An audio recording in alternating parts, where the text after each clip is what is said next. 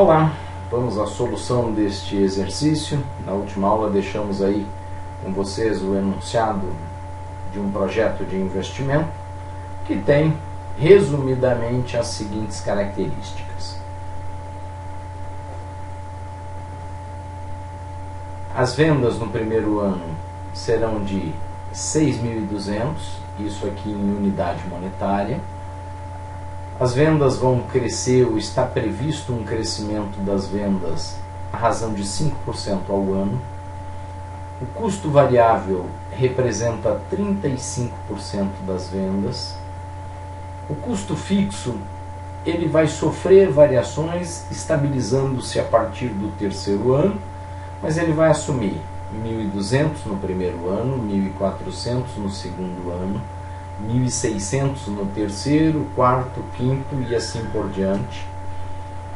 O investimento em ativo fixo soma 4.500, também em unidade monetária, que será depreciado à razão de 12% ao ano. Temos a alíquota de imposto de renda 35% e temos os prazos estabelecidos pelas diferentes políticas. Então temos 45 dias para receber, em média estocamos durante 30 dias e temos um período médio de pagamento de 15 dias. E aí o último dado do nosso problema é que o fluxo residual no quinto ano é igual a zero. Ok? Vamos lá. Para a gente começar a resolver esse exercício, fazemos a projeção do nosso demonstrativo de resultado. Demonstrativo de resultado, ele vai englobar as nossas vendas.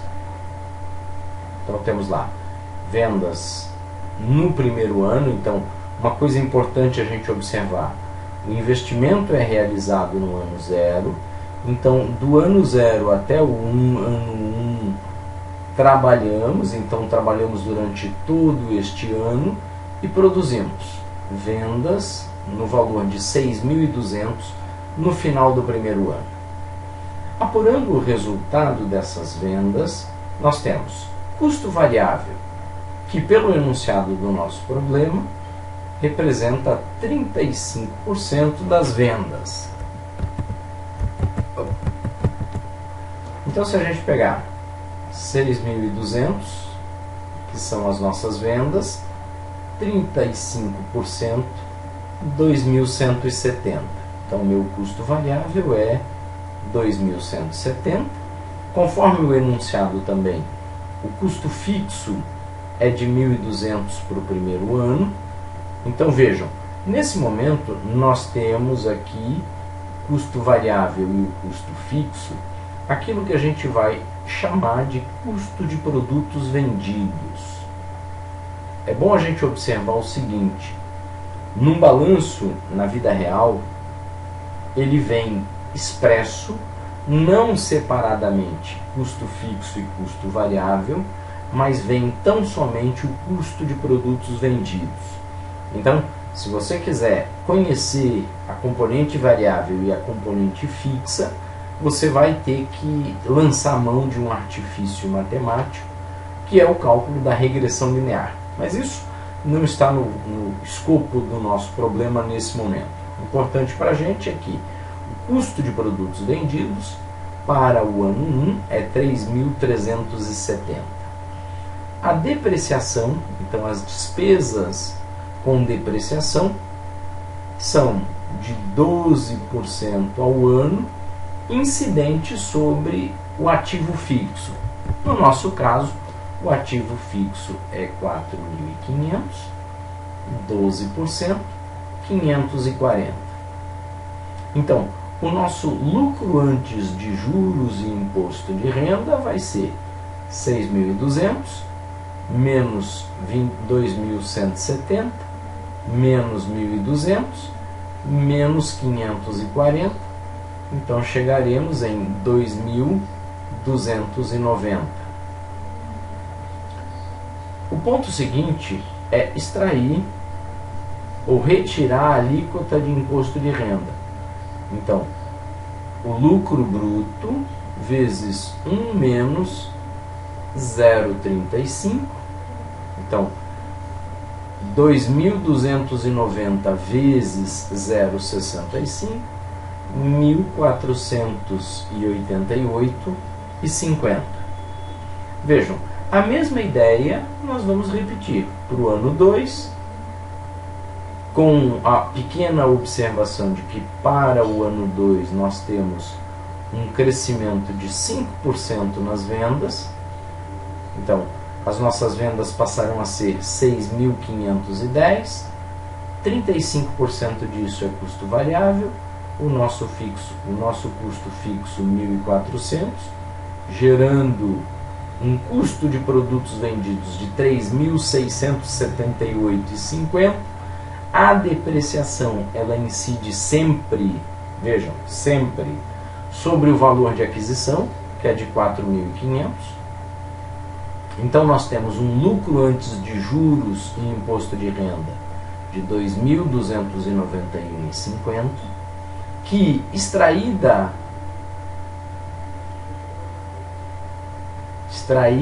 a alíquota de imposto de renda, então 2.291,50 vezes 0,65, 1.489,48.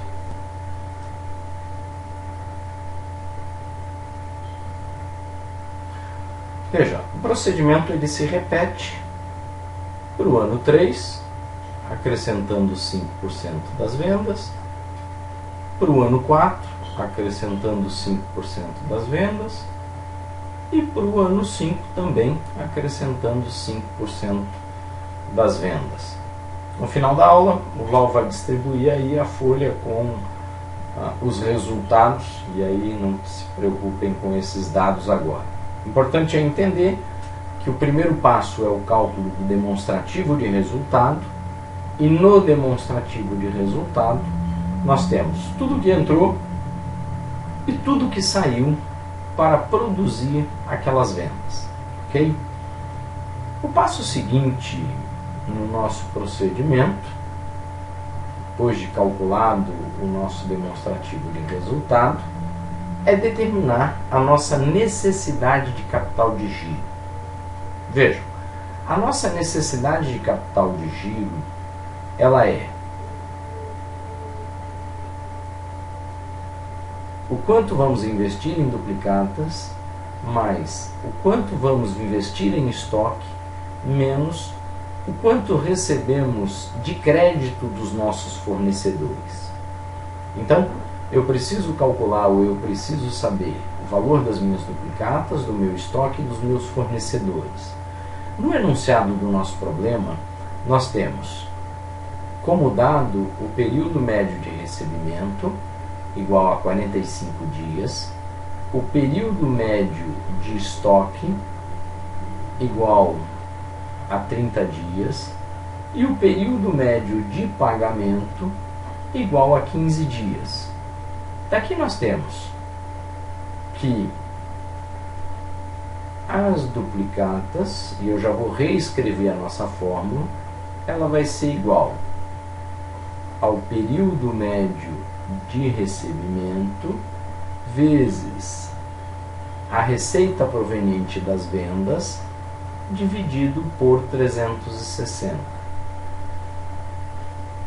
O nosso estoque, também já reescrevendo a nossa fórmula, é período médio de estoque vezes o custo de produtos vendidos dividido por 360.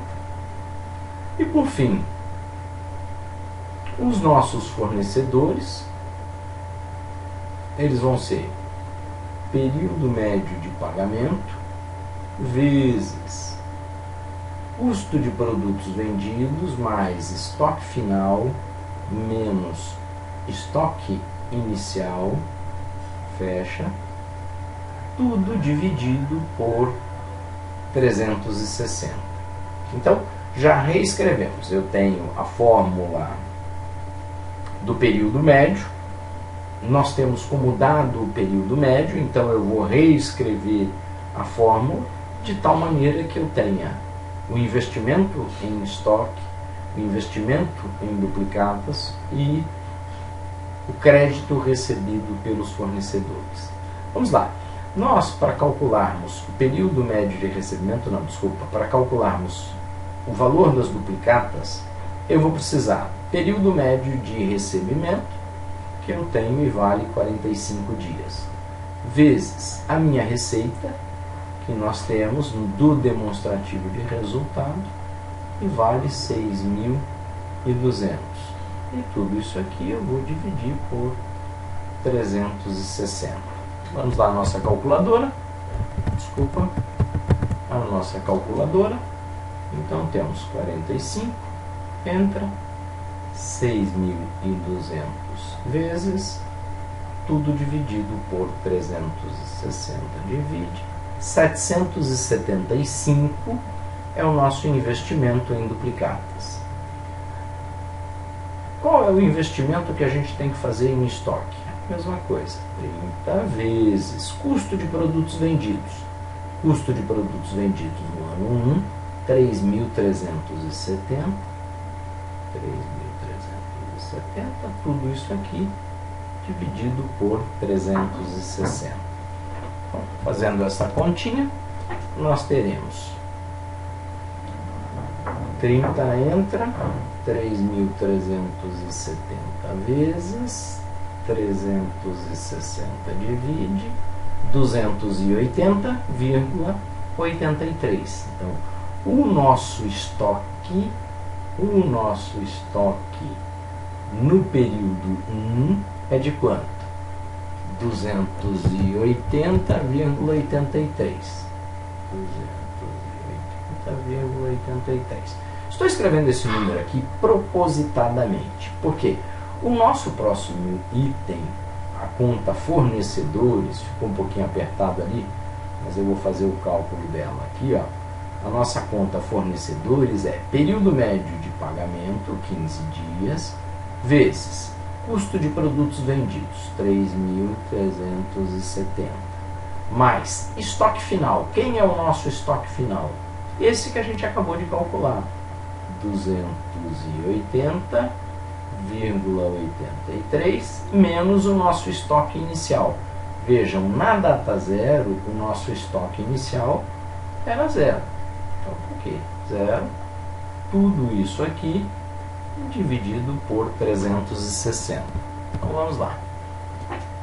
Nós temos 15 entra, 3.370 entra, 280,83 mais 0 menos vezes 360 divide 152 e 12. 152 e 12 é a nossa conta fornecedores. 152 e 12.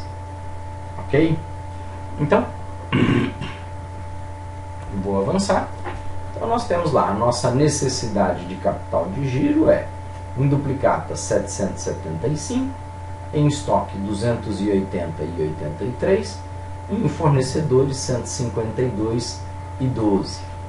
Observem que lá, quando fazemos a conta do fluxo de caixa inicial, nós consideramos como investimento, ou como necessidade de investimento, a necessidade de investimento em capital de giro para o primeiro ano.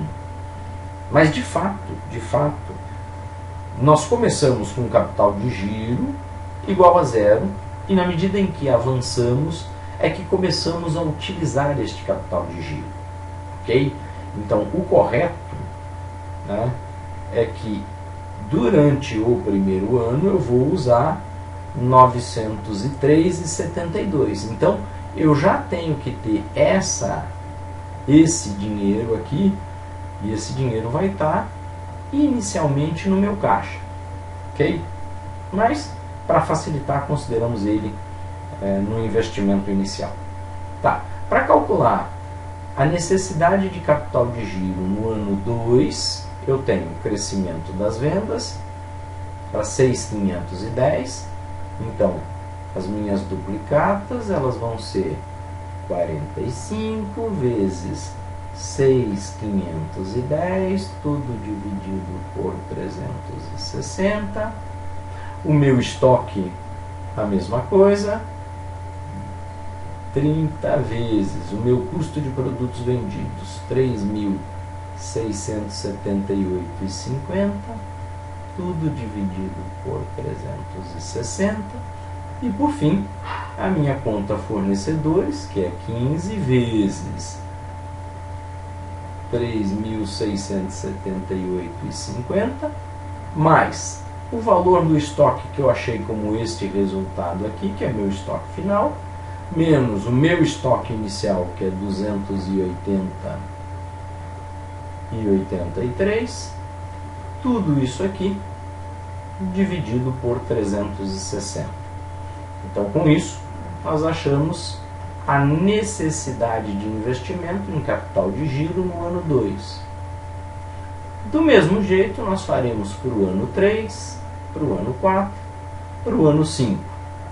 Então, daqui encontramos a necessidade de investimento em capital de giro no ano 0, que, pelas razões que já apresentamos, é igual a do ano 1.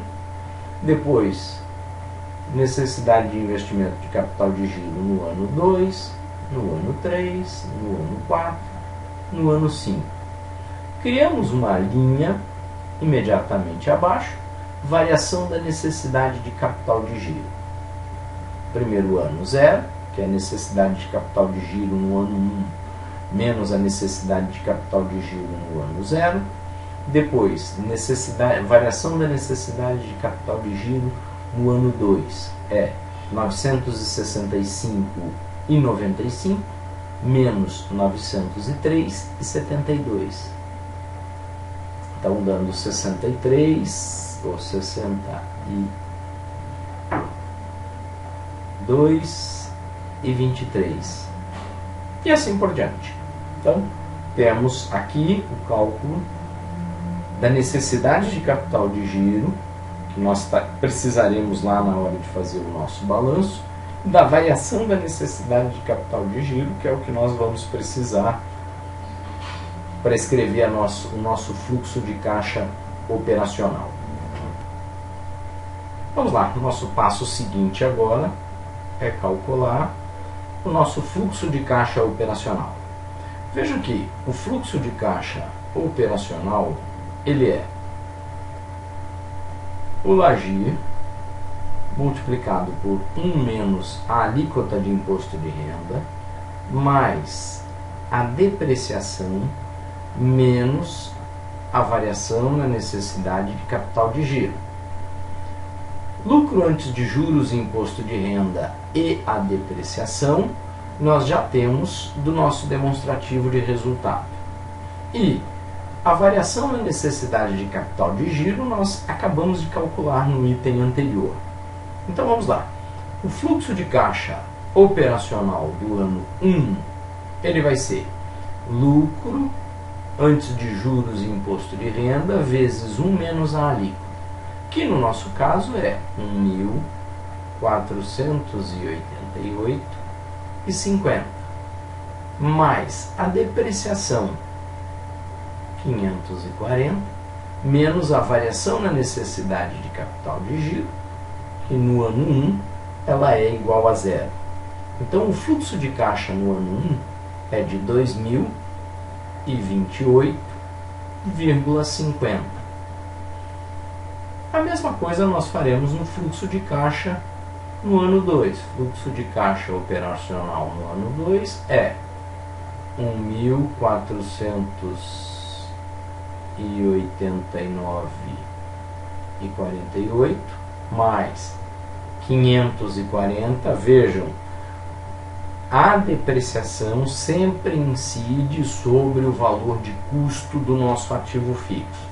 No nosso caso, 4.500, então é 540, menos a variação na necessidade de capital de giro. Esse ano nós temos 62,23. Então nós temos 1.967,24 é o nosso fluxo de caixa operacional no ano 2. A mesma coisa para o ano 3. Então o nosso lucro mais a depreciação menos a variação na necessidade de capital de giro, 1.983,25.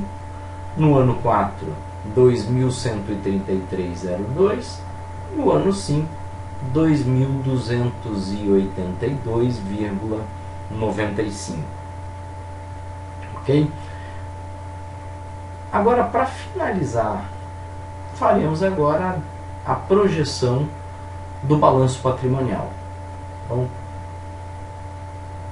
o balanço patrimonial no ano 0, nós temos lá 0 no caixa, necessidade de capital de giro 903,72, ativo fixo 4.500, somando 5.403,72.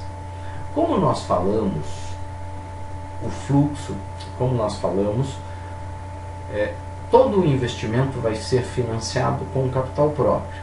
Então, na nossa conta do passivo, nós temos, não tenho dívida, o fornecedor já está embutido no meu capital de giro, então o meu capital 5.403,72, no ano 0 não temos nada de lucro, dando o nosso passivo mais patrimônio líquido, 5.403,72. Tá. Nós já calculamos o fluxo de caixa operacional, que é 2.028,50. Então, vai fluir para dentro do caixa 2.028,50. O nosso capital de giro vai continuar igual a 903,72. O nosso ativo fixo no ano 1 é os 4.500, menos os 540 da depreciação. Então, o valor contábil do nosso ativo fixo no ano 1 é 3.960.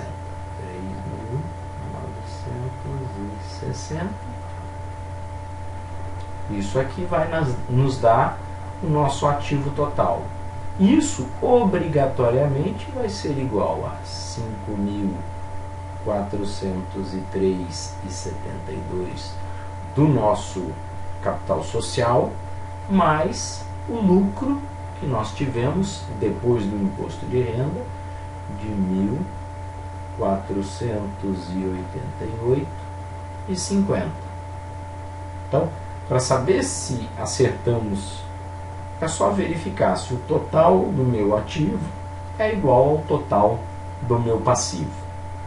No nosso caso, somando 2.028,50, 903,72 com 3.960, 6.892,22, que é exatamente igual a 5.403,72 mais 1.480,50. Vejam, para o ano 1, do ano 1 para o ano 2, diferente do que acontecia no ano 0, que nós não tínhamos nada de caixa e não tínhamos nada de lucro, agora nós temos 2.028,50 e fluiu para dentro do caixa 1.967,24.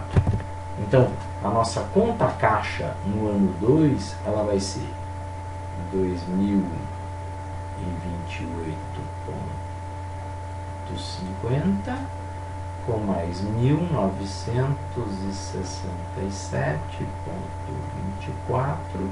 Então eu vou ter 3.995, 3.995,74. 3.995,74. Em capital de giro, meu capital de giro ele aumentou para 965,95. o nosso ativo fixo reduzido da depreciação. Então eu tinha um ativo fixo de 3.960, tirei 540, 3.420, dando o total do meu ativo. E o meu passivo? Na verdade, o meu patrimônio líquido. O capital, que continua igual, 5.403,72, e o meu lucro. Só que agora o meu lucro é 1.488, que era o que eu tinha no ano 1, mais 1.489,48. Então, o meu lucro agora ele vai ser 1.488,50 com 1.489,48 mais 2.977,98. 2.977 é 98. Ok? Somando o total do meu ativo e o total do meu passivo, devemos encontrar o mesmo valor, 8.381,69. Veja, para o ano 3, para o ano 4, para o ano 5, a ideia vai se repetindo. Então eu vou fazer a soma. Vou pegar aqui, ó, meu último ano. Quem vai ser o meu caixa no ano 5? O que eu tinha de caixa, mais o que fluiu para dentro do caixa. Quanto que eu tenho de capital de giro? Aquilo que a gente já calculou, 1.118. Quanto que eu tenho de ativo fixo? Era o que era o meu ativo fixo, menos os 540 da depreciação. Meu capital continua igual. E o meu lucro agora é 6.116,37 mais 1.793,02. Então, isso aqui vai nos dar o nosso balanço. Então, projetamos aqui o nosso balanço.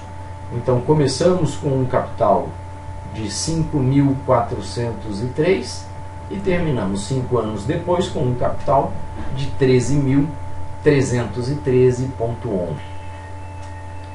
Vamos lá. Para finalizar nosso exercício, vamos calcular valor presente líquido e taxa interna de retorno. Para facilitar, eu vou fazer direto na HP. Não vou fazer ou não vou repetir aí procedimento algébrico, porque esse a gente já exaustivamente falou dele em sala de aula, né? E nesse momento agora não vem ao caso. Então, nós temos lá o fluxo de caixa, que é o fluxo de caixa inicial, quanto aplicamos de dinheiro na data zero. Depois nós temos o fluxo de caixa operacional do ano 1, 2, 3, 4, 5, e é fornecido no nosso problema que o fluxo de caixa residual ele é igual a zero. Então, esse fluxo de caixa, uma saída de 5.403,72 e as respectivas entradas, representa o fluxo de caixa do nosso projeto. Então, para que a gente possa introduzir este fluxo de caixa na memória da nossa máquina, nós vamos fazer lá. Primeiro procedimento, FCLX, para zerar a memória da máquina. Depois, 5.403,72, CHS, porque é a saída de caixa, ZG, CF0. Depois, 2028,50, GCFJ, 1967,24 GCFJ e assim por diante com os demais fluxos. Eu vou fazer o exemplo aqui direto na calculadora. para facilitar. Então, primeiro procedimento, FCLX, zeramos a memória da máquina, 5403.72 CHS G CF0. Depois 2028.5 G CFJ. Depois 1967.24 G CFJ. Depois 1983.25 G CFJ. Depois 2133.02 G CFJ. E o último valor do nosso fluxo, 2282.95 G CFJ. Com esse procedimento, o fluxo de caixa do projeto está inserido na memória da máquina. Então, para a gente calcular o valor presente líquido que é descontado a uma determinada taxa, que no nosso caso é o custo do capital de 20%. Então, para fazer esse procedimento, eu vou colocar 20% no IFNPV. Então, daqui a gente pega 20 no IFNPV, 746, vou botar só com duas casas, 746,67, 74667 é o valor presente líquido. E a taxa interna de retorno? Para achar a taxa interna de retorno, FIRR, faço esse procedimento, então, FIRR 26,02% é a taxa interna de retorno. Então, temos aqui resolvido este exercício. Qualquer dúvida, próxima aula me procure, tá bom? Um abraço e até logo.